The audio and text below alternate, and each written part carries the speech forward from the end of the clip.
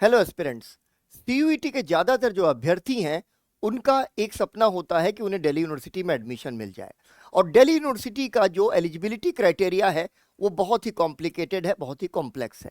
तो आज इस एलिजिबिलिटी क्राइटेरिया को हम बहुत ही सिंपल भाषा में समझने वाले हैं। सीयूईटी यूजी की जो परीक्षा है उसने दिल्ली यूनिवर्सिटी के एडमिशन प्रोसेस को पूरी तरह से बदल दिया है। पहले दिल्ली यूनिवर्सिटी के अंदर मेरिट बेस्ड एडमिशन्स होते थे, यानी क्लास 12th की मार्कशीट की बेसिस पर वहां पर एडमिशन होते थे। आपने कक्षा 12 में जो भी अंक अर्जित किए हैं, जो भी ग्रेड, जो भी परसेंटेज अर्जित किया है, उसकी मार्कशीट के आधार पर दिल्ली यूनिवर्सिटी के विभिन्न कॉलेजेस कट ऑफ निकालते थे और उस कट ऑफ की बेसिस पर आपको एडमिशन मिल जाता था। लेकिन अब जाहिर सी बात है कि दिल्ली यूनिवर्सिटी ने सीयूईटी के अंदर जब से अपने आप को इंसर्ट किया है तब से सीयूईटी की मेरिट के आधार पर ही आपको एडमिशन मिलेगा। अब बात करते हैं कि एडमिशन का क्राइटेरिया क्या है। यहां हमें समझ लेना चाहिए अपनी एक अच्छी क्लियर अंडरस्टैंडिंग बनाने के लिए कि एक तो कॉमन मिनिमम एलिजिबिलिटी है जो बहुत ही सरल है, जिसके बारे में हम बात करेंगे। लेकिन ज्यादा समझने वाली बात है प्रोग्राम स्पेसिफिक एलिजिबिलिटी के बारे में। कॉमन मिनिमम एलिजिबिलिटी, जाहिर सी बात है क्लास 12th का पास आउट होना जरूरी है और आप किसी एक स्टेट बोर्ड की मार्कशीट के आधार पर ही दिल्ली यूनिवर्सिटी में एडमिशन के लिए अप्लाई कर सकते हैं। लेकिन जो दूसरी चीज है जो थोड़ी सी कॉम्प्लेक्स है, कॉम्प्लिकेटेड है, इसे बेहद सरलता से आप समझ सकते हैं और वो है प्रोग्राम स्पेसिफिक एलिजिबिलिटी। यानी कुछ एक कोर्सेज के लिए कुछ विशेष पात्रता योग्यताएं हैं, उन पर हम लोग बात कर लें।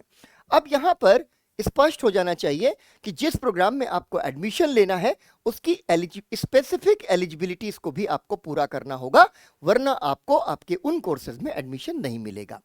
दिल्ली यूनिवर्सिटी में एडमिशन लेने के लिए सबसे जरूरी बात है कि उन डोमेन और लैंग्वेज सब्जेक्ट्स में आपको सीयूईटी के एग्जामिनेशन में अपीयर होना जरूरी है। यानी अगर आपने लैंग्वेज और डोमेन में सीयूईटी के अंदर एग्जामिनेशन नहीं दिया है तो बाद में दिल्ली यूनिवर्सिटी के एडमिशन पोर्टल पर जाकर आप उन कोर्सेज के लिए अप्लाई नहीं कर पाएंगे। अब यहां पर ये जो कोर्स स्पेसिफिक जो हमारा क्राइटेरिया है उसके लिए 3 इंपॉर्टेंट पॉइंट्स आपको ध्यान रखने हैं। पहला कोर्स है बीए ऑनर्स, दूसरा कोर्स है बीएससी ऑनर्स और तीसरा कोर्स है BA programme.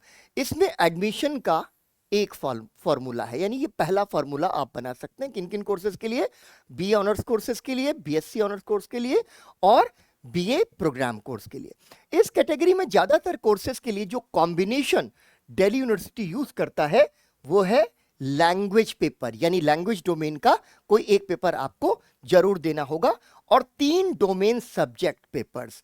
3 domain subjects paper के साथ साथ आपको ध्यान रखना है कि ये सब्जेक्ट्स आपने क्लास 12th में जरूर पढ़े हों। यहां ध्यान देने की बात यह है कि आपको इसमें जनरल टेस्ट या जीटी का एग्जामिनेशन नहीं देना है इन कोर्सेस के एडमिशन लेने के लिए। डीयू के एलिजिबिलिटी क्राइटेरिया में कुछ और जो है जरूरी बदलाव हैं जिनको देख लेना चाहिए। कुछ एक प्रोफेशनल कोर्सेज का कुछ स्पेसिफिक फॉर्मूला भी डीयू यूज करता है।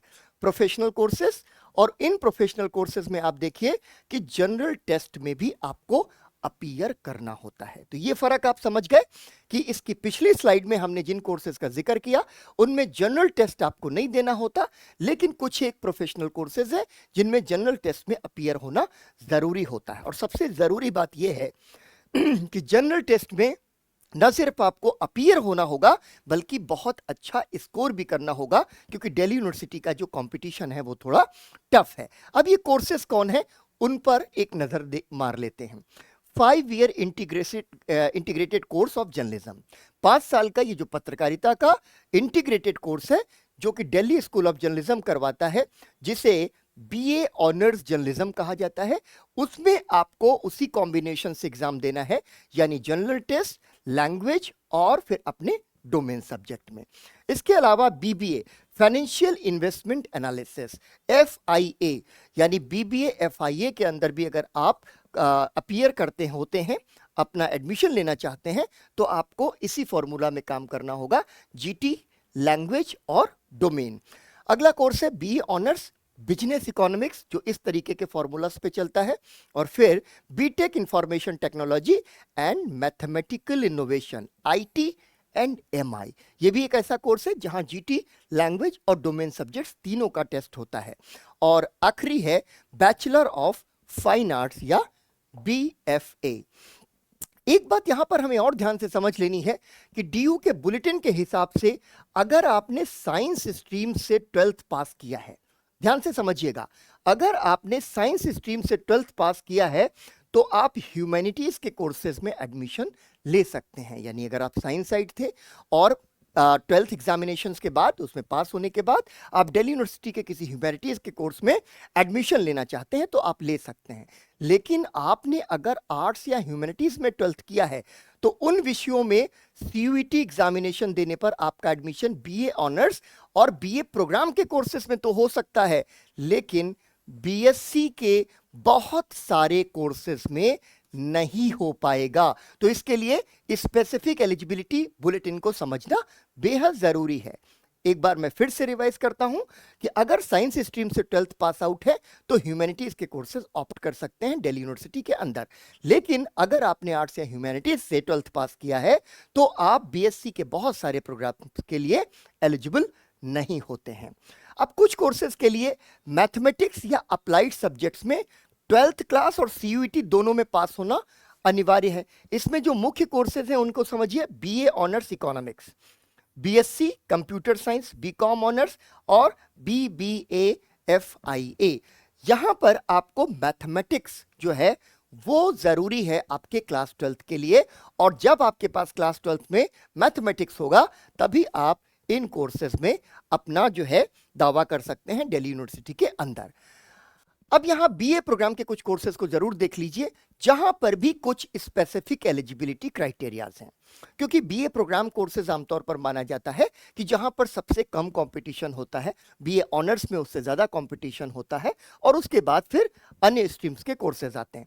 लेकिन यहां पर भी कुछ स्पेसिफिक एलिजिबिलिटी क्राइटेरियाज हैं और इसे DU की इस क्लियर गाइडलाइन से हमें समझ लेना होगा। और यहां पर इसको एक बार जब आप पूरा पढ़ेंगे तो आपको ठीक से समझ में आ जाएगा। BA programme combination where mathematics, statics, computer applications, computer science is one of the 2 core disciplines. अगर 2 कोर डिसिप्लिन्स में से एक गणित, स्टैटिक्स या कंप्यूटर एप्लीकेशन या कंप्यूटर साइंस है, it is mandatory that the candidate must have studied and passed mathematics in the class 12th examination। कक्षा 12 में आपको मैथमेटिक्स या गणित का होना अनिवार्य है। उसी तरीके से wherever a language is being offered as one of the 2 disciplines, the candidate must have a working knowledge of the language।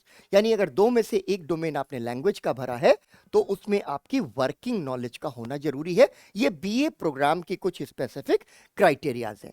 तो ये बहुत ही सिंपल ढंग से आपको समझ में आया कि कुछ जनरल क्राइटेरियाज और कुछ स्पेसिफिक क्राइटेरियाज दिल्ली यूनिवर्सिटी के क्या हैं। मिलते हैं अगले वीडियो में कुछ इसी तरीके की सरल इंफॉर्मेशन के साथ।